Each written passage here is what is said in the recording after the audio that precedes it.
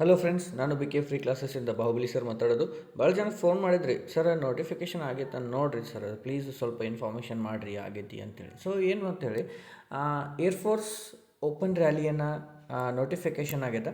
So ಯಾರ್ಯಾರು apply ಮಾಡ್ಬೋದು, ಆಮೇಲೆ ಇದು ಯಾರು ಅಪ್ಲೈ ಮಾಡಬಹುದು, ಆಮೇಲೆ ಯಾವಾಗದ, ಏಜಸ್ ಏನು, ಫಿಸಿಕಲ್ ಏನು, ಎಕ್ಸಾಮ್ ಪ್ಯಾಟ್ರನ್ನು, ಮೆಡಿಕಲ್ಲು, ಎಲ್ಲ ರೀತಿಯ ನಿಮ್ಮ ಕ್ವಶನ್ಗಳಿಗೆ ಒಂದೇ ವಿಡಿಯೋದಲ್ಲಿ 1-2-3 ನಿಮಿಷದಲ್ಲಿ ನೀವು ತೋರಿಸ್ಕೊಡ್ತೀನಿ. ಓಕೆ, ಏರ್ಫೋರ್ಸ್ ಓಪನ್ ರ್ಯಾಲಿ ಅನ್ನೋದು ಯಾರಿಗಂತಂದರೆ, ಈಗ ಸರ್ ಈಗಾಗಲೇ ಅಗ್ನಿವೀರ ಮತ್ತು SSCJD ನಿಮ್ಮದು ಹೊರಗಾಗೈತಿ, ಅದು ಏಜ್ ಅದ. ಇನ್ನು ಆದ್ರೆ ನೀವು ಎಷ್ಟು ಸೇಮ್ ಆರ್ಮಿ ಏಜ್ ಏನಿರುತ್ತಲ್ಲ ಸೇಮ್ ಏಜ್ ಬರುತ್ತೆ ಅದಕ್ಕೆ, 17 21.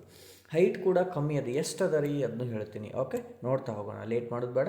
ದೆನ್ ಯಾರನ್ನು ಸಬ್ಸ್ಕ್ರೈಬ್ ಮಾಡಿ ಸಬ್ಸ್ಕ್ರೈಬ್ ಮಾಡ್ಕೊರಿ. ನ್ಯೂ ವೀಡಿಯೋಸ್ ಆಗಲಿ, ಅದೇ ರೀತಿ ಸಿಲೆಬಸ್ ವೈಸ್ ಟಾಪಿಕ್ಸ್ ಆಗಲಿ, ಎಲ್ಲ ರೀತಿಯ ಕ್ಲಾಸ್ಗಳನ್ನು ಮಾಡ್ತಾಯಿದ್ದೀನಿ.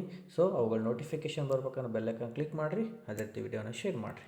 ಓಕೆ, ಫಸ್ಟಿಗೆ ನೋಡಿರಿ, ಇದು 25ನೇ ತಾರೀಕು ಆಗಿತ್ತು. ಸೊ ಈಗ ಹೊಸ ನೋಟಿಫಿಕೇಷನ್ ಫುಲ್ ಕೂಡ ಅದ, ಅದನ್ನು ಹೋಗಿ ನೋಡ್ಬೋದು ನೀವು. ಇದು ಪ್ರೆಸ್ ನೋಟಿಫಿಕೇಷನ್ ಅವರು ರಿಲೀಸ್ ಮಾಡಿದ್ದು, ಆಮೇಲೆ ಈಗ ಫುಲ್ ನೋಟಿಫಿಕೇಷನ್ ಕೂಡ ಮಾಡಿದ್ದಾರೆ. Okay, done. ಓಕೆ, ಎಲ್ಲಿ ನಡೀತದೆ? ಚೆನ್ನೈ ಒಳಗದ, ಅದನ್ನು ಕೂಡ ಮುಂದೆ ಹೇಳ್ತೀನಿ. ಚೆನ್ನೈ ಎಲ್ಲದ, ಎಲಿಜಿಬಿಲಿಟಿ ಎಲ್ಲಿ ಕೊಟ್ಟಾರ, ಏನು ನಿಮ್ಮದು ಆಗಿರಬೇಕು, ಏಜ್ ಕೂಡ ಕೊಟ್ಟಾರ. ಅದೇ ರೀತಿ ಇವುಗಳನ್ನೆಲ್ಲ ಫುಲ್ ಡೀಟೇಲ್ ಆಗಿ ಮುಂದಲ್ಲಿ ನಾನು ಹೇಳಿ ಹೋಗ್ತೀನಿ. Okay, done. ನೋಡಿರಿ, ಈಗ ಫಸ್ಟಿಗೆ ನೋಡ್ತಾ ಹೋಗೋಣ ಏನೇನು ನಿಮ್ಮದು, ಯಾರು ಅಪ್ಲೈ ಮಾಡಬೇಕು, ಅವ್ರದ್ದು ಏಜ್ ಏನು, ಅದಕ್ಕಿಂತ ಮುಂಚೆ ಯಾವಾಗ ನಿಮ್ಮದು ಇದು ಸ್ಟಾರ್ಟ್ ಅದ.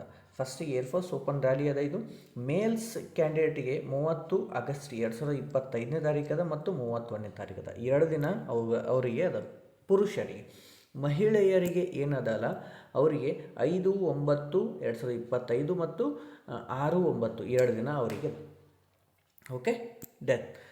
ನೆಕ್ಸ್ಟು ಫಿಸಿಕಲ್ ಇನ್ಫಾರ್ಮೇಷನ್ ಸರ್ ಏನಿರುತ್ತೆ, ಫಿಸಿಕಲಲ್ಲಿ ಏನೇನು ಮಾಡಬೇಕು, ಮೇಲ್ಸ್ ಕ್ಯಾಂಡಿಡೇಟ್ಗಳಿಗೆ ಏನೇನದ ನೋಡಿ. ಫಸ್ಟಿಗೆ ರನ್ನಿಂಗ್ ಅದ 16 ಮೀಟ್ರ್ ಸರ್, ಏನು 5:30 6:30 ಆಗೋದಿಲ್ಲ ಅಂದ್ರೆ 7 ನಿಮಿಷ ಅದ ರೀ, ಆರಾಮ್ ಓಡ್ರಿ.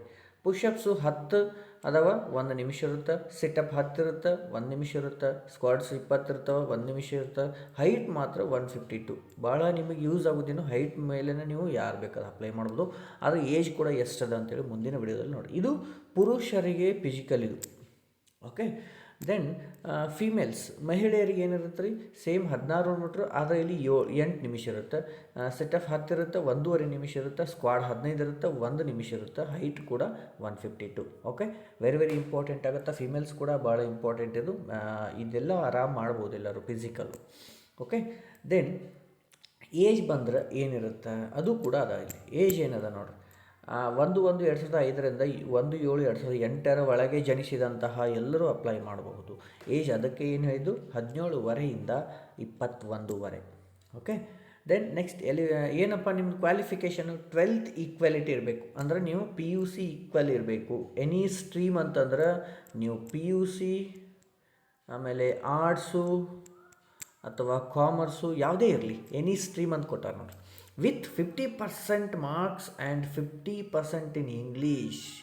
ನೀವು PUC ಪಾಸ್ ಆಗಿರ್ತೀರಿ, ಎಷ್ಟಾಗಿರ್ಬೇಕು, 50% ಆಗಿರ್ಬೇಕು. ಅದೇ ನೆಕ್ಸ್ಟ್ ಇಂಗ್ಲೀಷ್ ಸಬ್ಜೆಕ್ಟ್ ಒಳಗೂ 50% ಮಾರ್ಕ್ಸ್ ಬಿದ್ದಿರ್ಬೇಕು. ನಿನಗೆ 50 ಮಾರ್ಕ್ಸ್ ಇದ್ದಿರ್ಬೇಕು ಅಂದ್ರೆ ನೀವು ಹೋಗಿ ಏನಪ್ಪ ಓಪನ್ ರ್ಯಾಲಿಗೆ ಅಟೆಂಡ್ ಆಗಬಹುದು. Very important. ಯಾವುದೇ ಇರಲಿ, PUC ಸೈನ್ಸ್ ಇರಲಿ, ಆರ್ಟ್ಸ್ ಇರಲಿ ಅಥವಾ ಕಾಮರ್ಸ್ ಇರಲಿ, ಬಟ್ ಇಂಗ್ಲೀಷಲ್ಲಿ 50 ಮಾರ್ಕ್ಸು, ಟೋಟಲ್ ಪರ್ಸೆಂಟೇಜ್ 50% ಆಗಿರಬೇಕು. ದೆನ್ ಎಲ್ಲಿ ನಡೆಯುತ್ತೆ ಇದು, ಚೆನ್ನೈಯಲ್ಲಿ ನಡೆಯುತ್ತೆ.